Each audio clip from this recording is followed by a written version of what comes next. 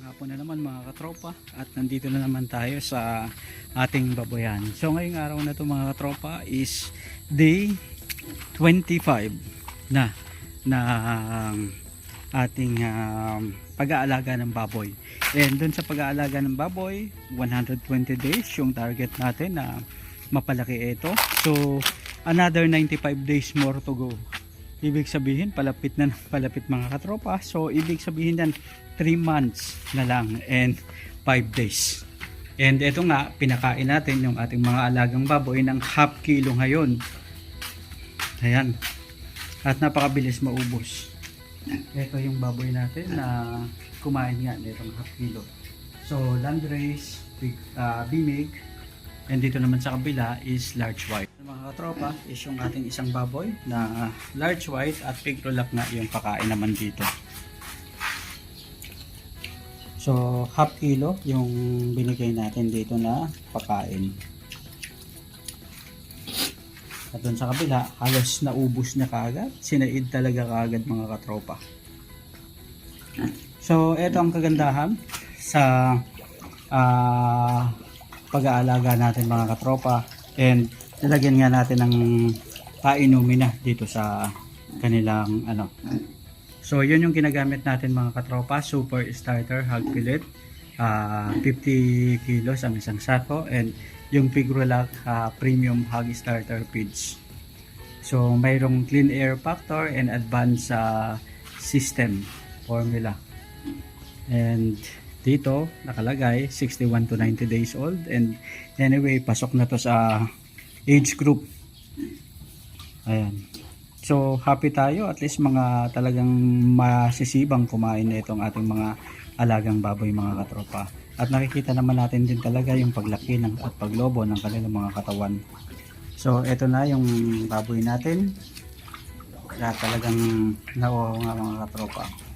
Taan naman natin dito ngayon itong mga 45 days chicken.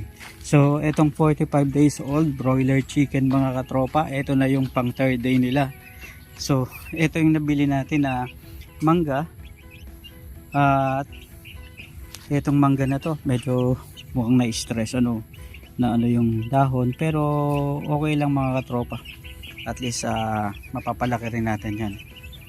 So yung iba namang mga buto tinanim natin, I hope tumubo yan.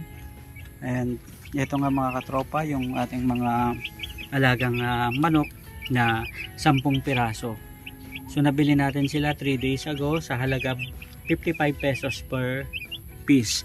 Ayun pa nga mga katropa yung lalagyan na pinaglagyan natin, yung nag-deliver. And happy tayo, masaya tayo. At least maganang kumain na itong mga manok na to, and nakita rin natin mga katropa yung improvements, kasi yung last time na kinuha natin sila parang sobrang liliit, pero ngayon in a matter of 3 days talagang nakita natin biglang lumaki itong mga sisiw na mga to. And siguro sa mga susunod na araw makikita natin yung pagiging masiba na nitong mga to, and paglaki nga nila yung malaking malaki. Ayan mga katropa. So ano kayo mangyayari after 45 days? 45 minus 3 days, so 42 days more to go mga katropa. At ito nga matatapos na natin itong pag-aalaga naman ng 45 days chicken na experiment natin. So by the way, nilagyan natin ng electrolytes at multivitamins itong painumin ng manok. So yun na lang. Ang problema natin dito mga katropa is hindi natin nalagyan ng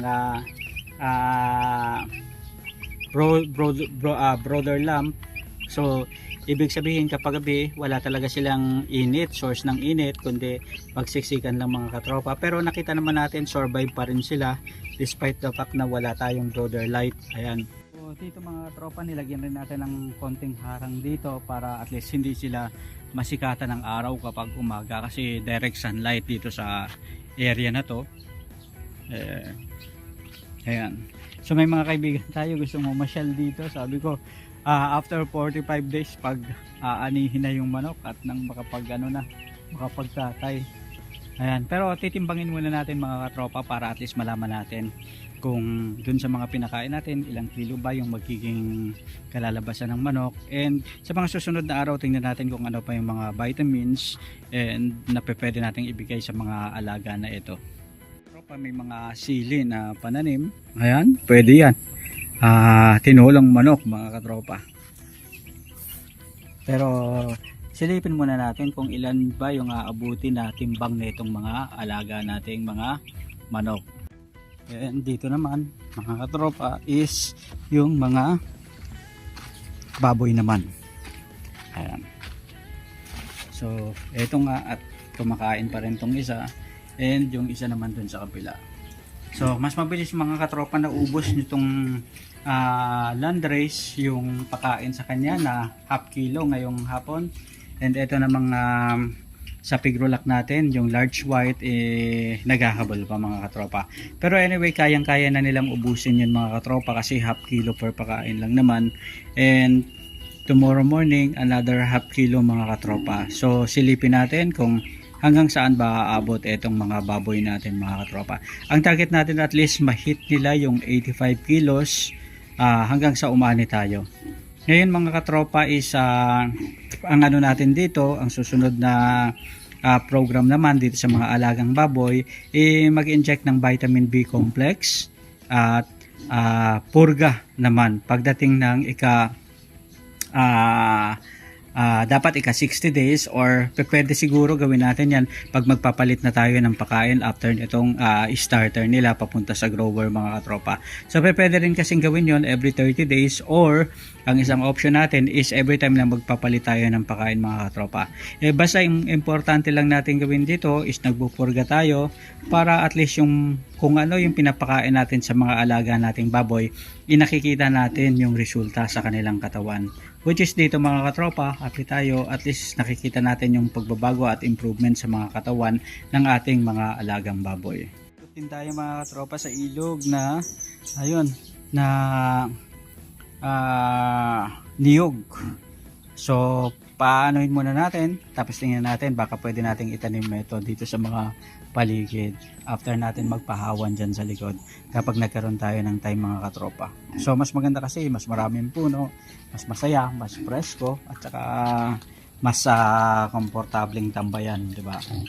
So eto mga katropa, yung kinakain niya at ganadong-ganado pa rin.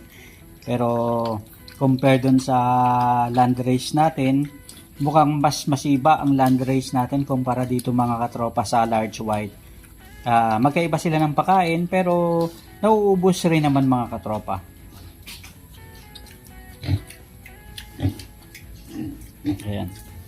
So yan yung laki ng ating alaga. Sa mukha lang siyang maliit mga katropa kapag malayo kasi nga medyo malaki itong kulungan natin. Pero kung bababain natin to, talagang medyo malaki na to mga katropa.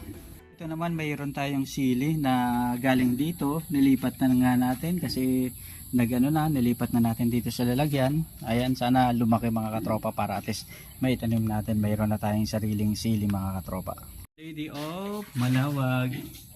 Ayan, so ang ano natin dito sa ating babuyan, so hope magawa na talaga natin ng altar sa Our Lady of Manawag para mas maganda, mas masaya, mas happy ang ating taga patnubay at gabay dito sa ating pag-aalaga nga ng mga hayop.